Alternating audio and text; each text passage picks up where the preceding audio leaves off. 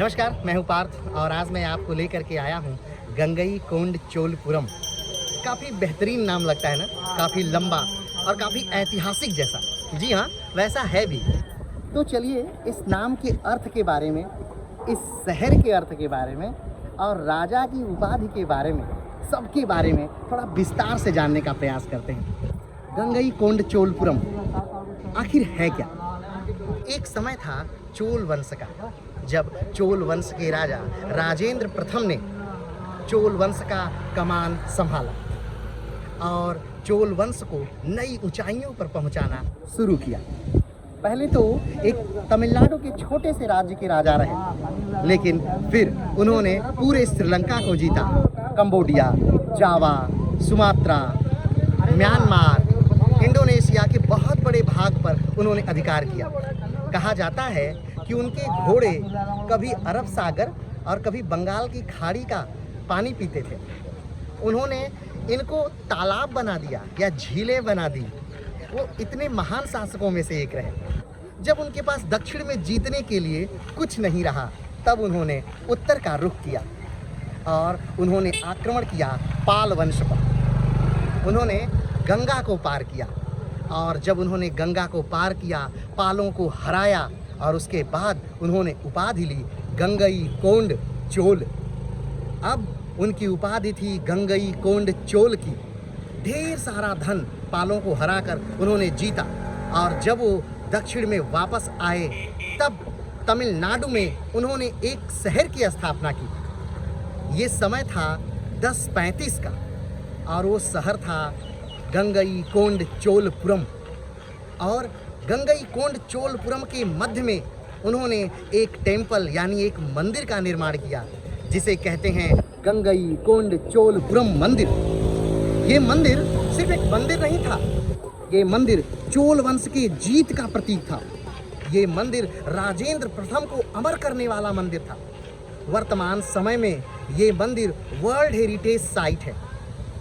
3 आसपास एक बड़े मंदिर हैं। वैसे वास्तविक नाम इस मंदिर का बृहदेश्वर टेम्पल है। अब बृहदेश्वर टेम्पल से आप कंफ्यूज मत होइएगा। एक बृहदेश्वर टेम्पल तंजौर में भी है, जो यहाँ से मात्र 60 किलोमीटर की दूरी पर है, और दूसरा बृहदेश्वर टेम्पल ये, यानी कि यहाँ से 60 से 70 किलोमीटर की दूरी में 2 बड़े बृहदेश्वर टेम्पल हैं। एक गंगईकोंड-चोलपुरम में और दूसरा तंजौर में। जो तंजौर में बृहदेश्वर टेम्पल है वो यहाँ से थोड़ी दूर पर है, लेकिन उसका भी नाम बृहदेश्वर टेम्पल ही है। लेकिन दोनों यानी कि गंगईकोंड-चोलपुरम और बृहदेश्वर टेम्पल दोनों वर्ल्ड हेरिटेज साइट है। और बीच में पड़ता है एक और मंदिर, एकातेश्वर मंदिर, जो कि कुंभकोणम में है, और ये मंदिर भी वर्ल्ड हेरिटेज साइट है। यानी कि इसे तीनों को मिला करके एक नाम दिया गया है तमिलनाडु में। उसका नाम है चोलों के जीवित अवशेष। और सही भी है, यहाँ पर अभी भी जीवित हैं राजेंद्र प्रथम, जिन्होंने अपनी वीरता से पूरे भारत को ललकारा था। ये वही समय था जब हर्षवर्धन की मृत्यु हो चुकी थी और भारत में 3 बड़े राजवंश उदय हो चुके थे। गुजरात में गुर्जर प्रतिहार, दक्षिण से उत्तर की तरफ राष्ट्रकूट और पश्चिम बंगाल की तरफ पाल वंश। और पालों को हराया था, गंगा को पार किया था राजेंद्र प्रथम ने, और स्वयं को गंगईकोंड-चोल की उपाधि दी और एक शहर बसाया गंगईकोंड-चोलपुरम। और गंगईकोंड-चोलपुरम शहर को ही उन्होंने अपनी राजधानी बनाया। बहुत समय तक ये क्षेत्र उनकी राजधानी क्षेत्र रहा।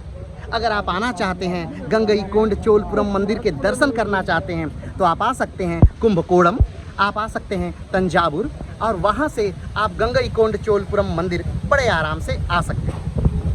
तो और हाँ, ये जो स्थान है ये तमिलनाडु का एक क्षेत्र है। तो आज के लिए इतना ही। फिर मिलते हैं एक नए वीडियो के साथ, एक नए स्थान के साथ। लेकिन हाँ, एक बात मैं और कहूँगा कि पूरे भारत में इससे बड़ी शिवलिंग, इससे बेहतरीन शिवलिंग या इससे बड़ी बेहतरीन जीवंत शिवलिंग का उदाहरण और कहीं आपको नहीं मिलेगा। तो आज के लिए इतना ही। फिर मिलते हैं एक नए वीडियो के साथ, एक नए इतिहास के साथ। तब तक के लिए नमस्कार, धन्यवाद। जय गंगई कोंड चोलपुरम।